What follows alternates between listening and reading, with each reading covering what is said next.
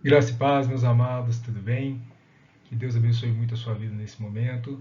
Nós vamos iniciar o nosso curso de História da Igreja. Esse curso tem sido ministrado nas aulas de escola dominical da Igreja Missão Vide. Se você puder vir nos acompanhar de modo presencial, você será muito bem-vindo. Essa aula ela foi ministrada inicialmente no dia 15 de maio. Como ela não havia sido gravada no momento da aula, então eu me propus a gravar novamente esse slide através da apresentação. E eu espero que você que esteja participando comigo de forma presencial, ou mesmo você que tenha curiosidade para poder saber mais sobre esse tema, você possa se aprofundar um pouquinho, para a gente poder entender um pouquinho a respeito das nossas origens, aquilo que é fundamental para nós, e principalmente a gente ver o quão caro isso custou na história da igreja, para que hoje nós tivéssemos uma doutrina sadia, nós tivéssemos a Bíblia formada, para que nós tivéssemos a exata noção de quem Deus é, da Trindade, de tudo isso. Então, isso é algo extremamente importante. Para a gente poder iniciar, nós vamos começar, então, neste curso, especificamente de 6 aulas, nós vamos falar sobre a história da Igreja Antiga, o módulo 1 de História da Igreja, porque não teria como a gente abordar um panorama geral, seria algo muito superficial, a gente aprenderia muito pouco a respeito dos períodos da Igreja, então foi dividido dessa forma, para que nós tenhamos um aproveitamento melhor e a gente consiga estudar de forma individualizada cada período, cada momento da história da igreja. Então, nesse primeiro momento, nós vamos estudar a história da igreja antiga, que vai do século 5 a.C. até o ano de 590 depois de Cristo, mais ou menos. Esses números não são números exatos, mas são números aproximados. Então, a nossa aula que foi ministrada hoje, no dia 15/5, Plenitude dos Tempos e as Origens da Igreja Cristã, essa será a nossa primeira aula. E como sugestão de leitura, eu queria deixar 2 livros. O primeiro é a História do Cristianismo, de Bruce Shelley, publicado pela editora Thomas Nelson Brasil. É um livro introdutório, um livro de volume único, é um excelente livro, é um livro de fácil leitura, não tem tantas notas de rodapé, na verdade eu acho que ele não tem quase nenhuma nota de rodapé, mas é um livro assim muito bom, porque ele conta para nós a história da igreja como se fosse uma história mesmo, assim. Ele não traz tantos detalhes técnicos, é uma linguagem um pouco mais leiga, muito interessante para você que está iniciando nesse tema. E ele já vem também com a divisão dos períodos da história. E agora, se você quiser um livro um pouquinho mais profundo, um pouquinho mais robusto, aí eu já indico esse box, né, que é a coleção de 5 livros publicado pelo Yaroslav Pelikan, pela editora Shed, chama Tradição Cristã, são 5 volumes, cada volume fala sobre um período da história da igreja. É um livro extremamente bom, mas extremamente denso e muito técnico também. Mas vale a pena, é o melhor material que nós temos sobre história da igreja em língua portuguesa. Se você tiver interesse, para você ter um conhecimento mais profundo sobre esse tema, eu indico então a Tradição Cristã, esse box publicado pela editora Shed, pela Shed Publicações. E antes da gente iniciar a respeito da história da igreja, eu queria falar um pouquinho sobre vocês, sobre um panorama geral da história, basicamente sobre a linha do tempo. A história, ela vai iniciar na pré-história, igual a gente pode observar aqui, a pré-história, até o ano 4000, com o surgimento da escrita, qual nós temos aí indícios de que foram os sumérios, os primeiros povos a iniciarem a escrita com a escrita cuneiforme. Quando a escrita surge, então nós temos o início da Idade Antiga, que é o período mais longo que nós temos da história, propriamente dito. Vai começar aí por volta do ano 4000 a.C. até o ano 476, com a queda do Império Romano do Ocidente, com a queda de Roma. Vai acontecer por causa da invasão dos bárbaros. Quando Roma cai, então nós temos o início da Idade Média, que vai durar aí mais ou menos 1000 anos, até o ano de 1453, quando cai o Império Constantinopolitano, conhecido também como Império Romano do Oriente. É a tomada de Constantinopla, atual Istambul, pelos turcos. E a partir daí nós teremos o início da Idade Moderna, período um pouco menor, que vai durar até a Revolução Francesa, a queda da Bastilha, no ano de 1789. E dali, então, nós vamos ter o início da Idade Contemporânea a qual nós nos encontramos nos dias atuais. A divisão da história da igreja, então, que tem basicamente 2000 anos, ela se dá da seguinte forma. Nós vamos ter o início da história da igreja no ano 5 a.C., até o ano 590 depois de Cristo. História da igreja medieval do ano 590 até o ano de 1517, da Reforma Protestante. A partir do ano de 517 até o ano de 1750, nós teremos o período da história da igreja moderna, até mais ou menos o advento do iluminismo. Nós teremos mudanças significativas dentro da igreja, do qual nós teremos início aí da igreja contemporânea, do ano 1750 até hoje, qual nós estamos situados. Então, meus queridos, uma linha do tempo a respeito da história da igreja seria basicamente essa. No ano 5 a.C., Cristo nasceu. Ora, Cristo não nasceu no ano 0, Cristo nasceu no ano 5 a.C. Essa confusão se dá porque houve ali um erro no cálculo, quando o calendário gregoriano, que é o calendário que nós usamos hoje, o calendário que nós usamos atualmente, ele foi feito, principalmente no cálculo dos anos, quando foi somado ali os tempos dos períodos dos imperadores romanos, houve ali um lapso entre 5 a 9 anos. Então, assim, alguns historiadores acreditam que Cristo teria nascido no ano 9 a.C., já a visão mais conservadora, a gente coloca no ano 5, basicamente, e quando a gente vai analisar outros fatores externos, por exemplo, Herodes, que foi o grande perseguidor e que comandou a matança em Belém, ele morreu no ano 4 a.C. Então não teria como, por exemplo, Cristo ter nascido no ano 0 se Herodes já estava morto. Então Cristo nasceu antes. Então são alguns argumentos externos fora da Bíblia que nós temos que comprovam aí essa visão, essa questão da datação, que realmente ela estava incorreta, mas isso não muda em nada em relação à revelação que nós temos atualmente. Nós temos então no ano 30, Paixão de Cristo, a morte de Cristo, mais ou menos por volta do ano 30. Por volta do ano 30 também nós temos o início da igreja, que aconteceu durante a festa de Pentecostes, com a descida do Espírito ali, é o marco inicial da igreja, quando ela começa. No ano 50 nós temos o Concílio de Jerusalém,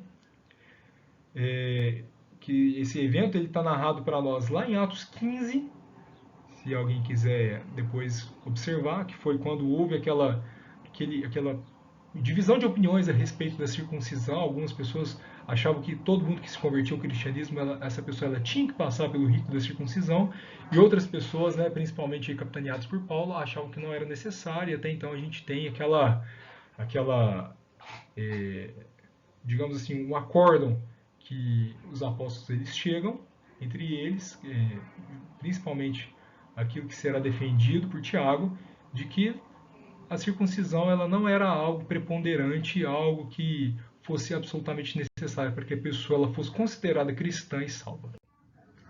No ano 64, nós teremos ali então a perseguição causada por Nero.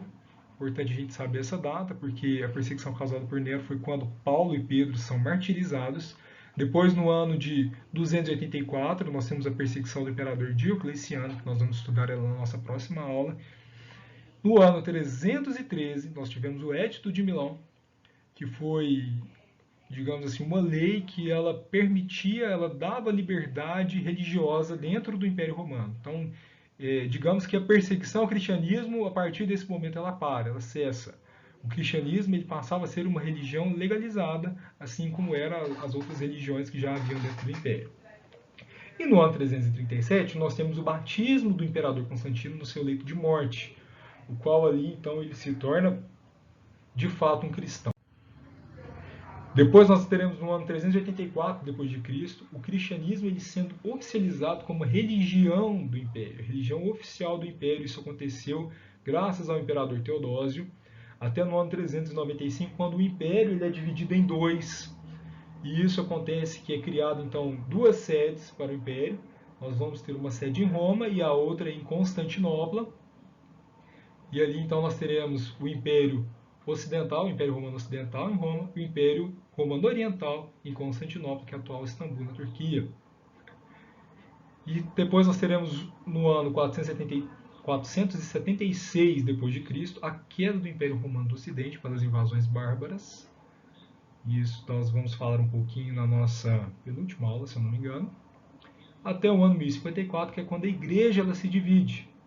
O Império Romano ele já estava dividido entre Império Romano Oriental e Ocidental, e então a igreja também ela vai se dividir em Igreja Romana Ocidental e Igreja Oriental. Então nós teremos a Igreja Católica Apostólica Romana e a Igreja Ortodoxa, que é lá no Império Oriental. E a nossa aula hoje, então, é sobre a plenitude dos tempos e as origens da igreja. Importante a gente parar e pensar. Por que Jesus ele nasceu no século I? Por que Cristo ele não veio antes? Por que ele não veio junto com Davi? Por que ele não veio junto no período que Israel estava no exílio como um grande libertador? Por que Cristo ele teve que vir justamente naquele período, quando o Império Romano estava lá, quando nós já havíamos passado pelos impérios romanos, gregos, persas, babilônicos? Por quê? Por que Cristo veio nesse período? Paulo ele vai falar isso para nós lá em Gálatas, no capítulo 4, os versículos 4 e 5, onde fala que mas quando chegou a plenitude do tempo, queridos. Mas quando chegou a plenitude do tempo, Deus enviou o seu Filho nascido de mulher, nascido sob a lei, para resgatar os que estavam sob a lei, a fim de que recebêssemos a adoção de filhos. Ou seja, quando chegou a plenitude do tempo, Deus enviou o seu Filho. Plenitude dos tempos significa que o mundo, o império, as pessoas no geral, elas estavam prontas para receber o Messias e a sua mensagem. E isso é muito importante a gente principalmente analisar o contexto então que o Novo Testamento ele está inserido e principalmente quais são as características que determinam de que o mundo estava pronto para que Cristo realmente viesse e ali ele fosse alguém relevante e a sua mensagem ela não fosse uma mensagem esquecida. E isso a gente vai conseguir observar, principalmente quando a gente parar para poder imaginar e pensar no contexto do Novo Testamento. No Antigo Testamento a gente vai ver que vai terminar com a volta de Israel do cativeiro babilônico, né? Que até então já estavam sob o poder dos persas. Então eles voltam para Jerusalém, eles reconstroem o templo e depois reconstroem as muralhas. Isso vai estar lá no livro de Esdras e Neemias. Só que o que acontece? A partir daquele período, a partir desse momento, a Bíblia, a nossa Bíblia protestante, ela não vai falar e nem vai trazer para nós mais nenhuma informação até quando a gente vai começar ali ver João Batista. Então, quando o livro termina lá com o profeta Malaquias e depois começa em Mateus, a gente não tem nenhuma informação do que aconteceu nesse período e é um período de 400 anos e 400 anos é muito tempo e acontece muita coisa. E esse período é o período que a gente vai chamar um período de interbíblico ou intertestamentário. E é um período importante que nós temos que ter algum conhecimento sobre ele para a gente poder entender qual é o contexto histórico do Novo Testamento. E isso nos ajuda a compreender cada vez mais e cada vez melhor a mensagem de Jesus. Quando a gente começa então a ler o Novo Testamento, a gente se depara com uma realidade muito diferente daquela realidade que estava no Antigo Testamento. A gente vai ver uma dominação romana, a gente vai ver várias sinagogas, a gente vai ver uma atividade demoníaca intensa. O Novo Testamento ele tem demônios saindo para todo lugar. A gente vai ver sinagogas, algo que não existia no Antigo Testamento. E os romanos, de onde eles surgiram. E isso então é contado para nós quando a gente começa a estudar sobre esse período interbíblico. Para a gente poder ter uma ideia de Babilônia até Roma, a gente pode destacar os seguintes pontos. O período babilônico ele vai de 606 até 539. Depois, os babilônicos serão sobrepujados, serão dominados pelos persas de 539 até 331. E aí depois nós teremos o período grego, de 331 a 167, que é um período extremamente importante. O período grego ele vai começar com Alexandre o Grande, o qual vai derrotar o Império Persa e ele vai ter uma expansão territorial muito grande. Alexandre o Grande ele vai sair ali da Europa e ele vai até a Índia. É um império extremamente grande que ele tinha. E o reinado dele vai durar de 331 até 320. Alexandre o Grande ele morre muito cedo. Ele morre muito rápido. E quando ele morre, então, o seu império era muito grande, muito vasto para ele poder ser administrado. E o que é feito, então? Esse império ele é dividido em 4. Os 4 generais, os 4 homens de confiança que Alexandre o Grande tinha, conhecidos como diádocos, eles tomam posses de 4 regiões diferentes desse império. Para nós aqui, no nosso contexto, que a gente está estudando a Palestina, onde Israel está situado, onde Jesus ele virá, é importante a gente conhecer 2, que é os Ptolomeus e os Seleucidas. O período ptolomaico, que é um período em que os Ptolomeus eles vão dominar a região da Palestina, ele vai durar de 320 até 198 a.C. E depois nós teremos o período dos Seleucidas, que vai ser de 198 até 167. Várias coisas acontecem durante o período dos Seleucidas, e ali há uma revolta capitaneada pelos Macabeus, e a partir do ano 167 nós temos um período em que os judeus eles vão se governar. É um autogoverno judeu, o qual nós podemos dividir ele em 2 etapas, que o primeiro é o período dos Macabeus, do ano 163 até o 135 a.C., e depois o período dos Asmoneus, do 135 até o ano 63, e no ano 63 é quando ali nós teremos o Império Romano dominando a região da Palestina já. E ele vai dominar do ano 63 até o ano 70, que é quando o templo é destruído e os judeus eles são enviados para fora. Acontece aí a grande diáspora dos judeus.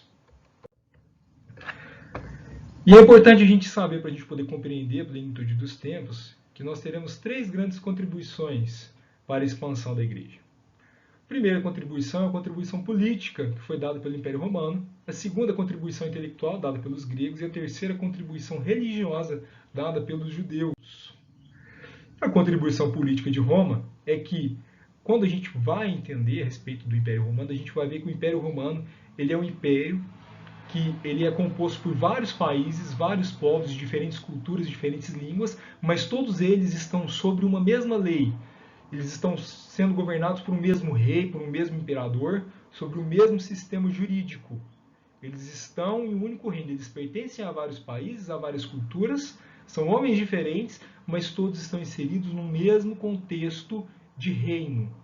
E isso é importante porque a igreja ela funciona da mesma forma.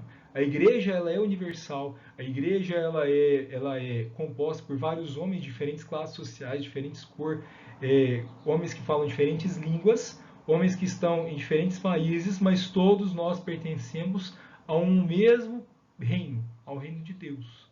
Todos nós estamos sob a direção, sob o reinado de um mesmo rei, que é Jesus. Então nós temos esse senso de que nós somos pertencentes a uma família, a um reino, e isso foi algo que o Império Romano trouxe. Outra questão muito importante que o Império Romano trouxe, politicamente falando, foi que o Império Romano ele controla parte da África, Ásia e Europa, e como ele faz esse controle, havia ali um comércio muito importante. Ele começa a abrir estradas, a melhorar estradas que já existiam, e principalmente a dar segurança para essas estradas. E isso é importante porque vai aumentar muito o fluxo de pessoas entre os países, entre os territórios, e essas mesmas estradas que eram usadas pelo comércio são as estradas que as pessoas, os cristãos, eles vão utilizar para poder propagar a mensagem de Jesus. Se a gente analisar então esse contexto séculos atrás, não seria possível, ou as viagens elas seriam viagens muito mais difíceis, e nós teríamos um alcance da mensagem do Evangelho muito menor sem essas estradas, porque essas estradas elas permitiram a livre circulação das pessoas por todo o Império Romano. Outra coisa boa também que nós podemos destacar foi que quando o Império Romano ele chegava, ele dominava um determinado país, esse país ele tinha que fornecer um determinado número de homens para que esses homens pudessem compor o exército imperial. O exército ele tinha que ser um exército muito grande, dado as dimensões que o Império Romano tinha. E então essas pessoas de diferentes lugares, elas eram reunidas juntas, e ali nós tínhamos ali um encontro de pessoas com culturas diferentes. E dentro dessas pessoas nós tínhamos cristãos. E ali nós tínhamos um excelente campo missionário para que esses cristãos pudessem trabalhar a mensagem de Jesus, a mensagem do Evangelho. E as conquistas romanas também, por meio do exército, elas levaram vários povos a questionarem a existência, a veracidade de seus deuses. Porque eles paravam e perguntavam: por que meu Deus ele deixou Roma me dominar? Por que isso aconteceu? É um castigo? Será que meu Deus realmente existe de fato? E então eles começaram a questionar. E então isso abriu um espaço, abriu uma lacuna para que a fé cristã ela pudesse preencher o coração dessas pessoas. Já agora a gente tratando de um aspecto intelectual, a contribuição intelectual que os gregos trouxe, o primeiro aspecto que a gente tem que tratar foi que os gregos eles trouxeram um idioma universal que era o grego. Por quê? Quando a gente viu lá, alguns slides atrás, nós tivemos um período de dominação pelo Império Grego capitaneado por Alexandre o Grande. Alexandre o Grande ele tinha uma forma diferente de dominação dos povos. O que ele fazia? Ele dava uma certa liberdade para aquelas pessoas no aspecto religioso, mas ele dominava a questão da cultura. O primeiro passo que ele tomava, que ele dava, né, para essas pessoas, era que ele fornecia a língua grega. Essas pessoas elas eram obrigadas, elas tinham que aprender a língua grega, principalmente para poder realizar o comércio naquela época. O grego ele era a língua franca, é igual o inglês nosso hoje. Onde nós vamos, nós saímos do país, nós chegamos em um hotel, no país lá o pessoal fala espanhol, o pessoal fala mandarim, tem alguém lá que fala inglês. O inglês ele é a língua franca, ele é a língua universal, o idioma em que a maioria dos países nós conhecemos, né? O inglês ele é tipo a língua básica que nós temos, principalmente nesse mundo globalizado que nós vivemos, e assim era o grego nessa época. As pessoas naquela época na Palestina eles falavam aramaico, mas eles também falavam grego, porque o grego era importante principalmente com os estrangeiros que chegavam, quando iam fazer comércio, quando eles iam se relacionar com outras pessoas de outra cultura, e isso foi algo que o Império Romano, que o Império Grego proporcionou e foi intensificado com o Império Romano. E para a gente ter noção, isso foi algo tão grandioso, a questão da língua grega, que o Antigo Testamento ele foi traduzido para o grego. Ele foi traduzido, essa versão traduzida do aramaico para o grego é o que nós conhecemos como Septuaginta. Essa versão ela é uma tradução do hebraico, do aramaico para o grego, para a língua corrente, para a língua mais falada daquela época. Outro aspecto importante é que a filosofia ela derrubou muito a questão da mística que havia naquelas religiões antigas. Os homens eles começavam a pensar de uma forma mais racional, e isso foi algo muito importante, porque era uma mística que havia envolvido em todas aquelas religiões cultuais, e o cristianismo ele trouxe uma resposta mais intelectual, uma resposta satisfatória em relação a essa filosofia. Outra coisa também que a filosofia trouxe para nós foi a ideia de transcendência, a transcendência de Deus, Deus ele está acima de nós, ele não é feito daquilo que nós somos feitos, ele é completamente diferente de nós no aspecto de essência que ele possui. A imortalidade da alma também é algo importante que a gente será trabalhado muito pelo cristianismo, principalmente na questão da salvação. E a necessidade de um relacionamento pessoal com Deus. Isso é algo que a filosofia ela não vai proporcionar. Para ela, Deus ele está muito separado do homem, ou os deuses estão tão separados do homem, tão distantes do homem, que não há essa interconexão, que é justamente essa lacuna, essa interconexão que nós vamos ver que Cristo ele vai preencher. E agora a contribuição dos judeus, que ela foi religiosa, em primeiro lugar a gente destaca o monoteísmo, porque ali nós estamos num contexto em que nós temos várias e várias religiões, onde existem vários e vários deuses. Nós temos também a questão da esperança messiânica, que era uma promessa de um Messias, de um libertador que viria, um escolhido, um eleito de Deus, um rei, que viria para poder libertar o povo de Israel. E isso foi o que de fato aconteceu, mas não da forma que os judeus esperavam. No sistema ético, isso é algo extremamente importante, porque as religiões naquela época eram religiões extremamente promíscuas, eram religiões em que havia uma sexualidade muito aflorada, sacrifício de crianças, sacerdotisas, prostitutas sacerdotisas cultuais, por exemplo, a gente vai ver isso lá na igreja de Corinto, é algo que vai pesar muito para aquela igreja daquela época. E isso é algo que não existia na cultura judaica, na religião judaica. E é algo que o cristianismo ele vai abraçar. O Antigo Testamento, que será a base e todo o fundamento que nós vamos ter no Novo Testamento, a filosofia da história, que vai narrar para nós a história da salvação desde Gênesis até quando a gente vê o livro de Apocalipse. E as sinagogas, que elas serão para nós algo extremamente importante, principalmente no ponto de vista evangelístico. Porque a estratégia que Paulo adotava era o que? Ele chegava em determinado lugar, determinada cidade, ali havia uma sinagoga dos judeus, o primeiro lugar que ele ia pregar era justamente na sinagoga.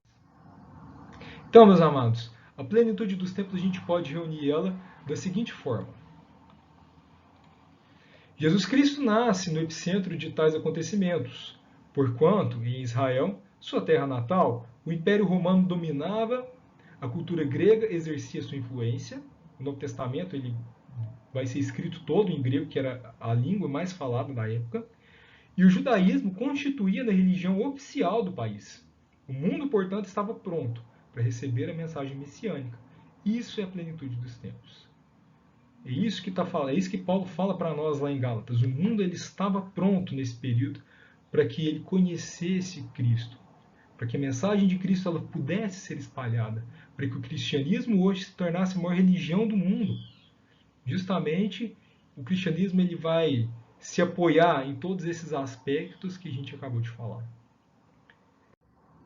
Então, a gente tendo terminado sobre a plenitude dos tempos, vamos falar um pouquinho sobre as origens da igreja. A igreja primitiva em Jerusalém, esse evento inicial dela está lá em Atos, no capítulo 2, a partir do verso 41 até Atos 8:1. A gente vai ver que os eventos principais da igreja primitiva é o derramamento do Espírito Santo, que é justamente quando começa a igreja de fato, na cidade, perdão, queridos, durante o Pentecostes, lá em Jerusalém, quando há o batismo em línguas, a gente vê toda essa questão escrita lá em Atos 2. A comunidade de bens, quando eles começam a repartir, viver em comunidade. A instituição do diaconato, quando começa a ter alguns problemas nas distribuições dos mantimentos, há necessidade ali de se elegerem alguns homens para que eles pudessem cuidar justamente dessa distribuição dos mantimentos, para que os apóstolos pudessem se ocupar mais da questão da palavra e da oração. A morte de Estevão, o primeiro mártir da igreja, e depois nós vamos ver uma perseguição. Vai começar lá em Atos 8:1, quando começa uma perseguição lá em Jerusalém, e aí então os cristãos eles serão dispersos pela região da Palestina, e apenas os apóstolos eles ficam em Jerusalém. E esse período de Atos 8:1 é importante, porque com a perseguição nós vamos ter uma dispersão, nós vamos ter ali, essas pessoas elas vão sair de Jerusalém e começar a levar a mensagem de Jesus para outros lugares. E nós temos então as divisões dos livros de Atos, né, até o capítulo 28, que é a igreja em Samaria, que está lá em Atos 8, capítulo 8 até 8 ao 25. Depois nós vamos ter a igreja na Judéia, Galileia e Samaria, Atos 9, 31. Depois, até Atos 11, 21, nós vamos ter a igreja na Antioquia. Depois nós vamos ver a igreja nas nações gentílicas, de Atos 13, 1 até o 28, 31. A partir de Atos 13, a gente começa ali a saga de Paulo e suas viagens, e ele levando ali o evangelho praticamente por todo o Império Romano da época. Os principais eventos que nós temos nesse período de expansão da igreja são a conversão dos samaritanos, o Pentecostes samaritano, a conversão de Paulo, em Atos 9, a conversão de Cornélio, o primeiro gentio que foi convertido, a morte de Tiago, foi o primeiro apóstolo a ser martirizado, ele morreu na mão de Herodes, as viagens missionárias de Paulo, o concílio de Jerusalém, lá em Atos 15, e a prisão de Paulo. A morte dos apóstolos, só para a gente poder ter uma ideia quando elas aconteceram. Tiago morreu mais ou menos no volta do ano 44 depois de Cristo, foi o primeiro. Depois Bartolomeu, 51. Filipe, 54. Mateus, mais ou menos no ano 60. André, 60. Tiago Menor, irmão do Senhor, 62, que foi o que escreveu a epístola de Tiago. Matias, a gente não tem ideia, ele não é mencionado depois. Não sei quando acontece aquela escolha para poder suprir a vaga que foi deixada por Judas. Paulo no ano 64, durante a perseguição de Nero. Pedro, a mesma coisa, mas no ano 67. Tomé, no ano 72. Judas Tadeu, 72. Simão Zelote, a gente também não tem referência de quando ele teria sido morto. E João foi o último apóstolo a ser morto. Morreu muito provavelmente de velhice mesmo, de causas naturais, na cidade de Éfeso, por volta do ano 90 a 95. E foi o último apóstolo aí a morrer, o último a deixar. E com a morte de João, a gente tem o fim do período apostólico e a gente começa então o período da patrística, que nós vamos ver na nossa próxima aula. Tudo bem? Então a gente fica por aqui. Muito bom ter você. Não perca a nossa próxima aula. Fica com Deus.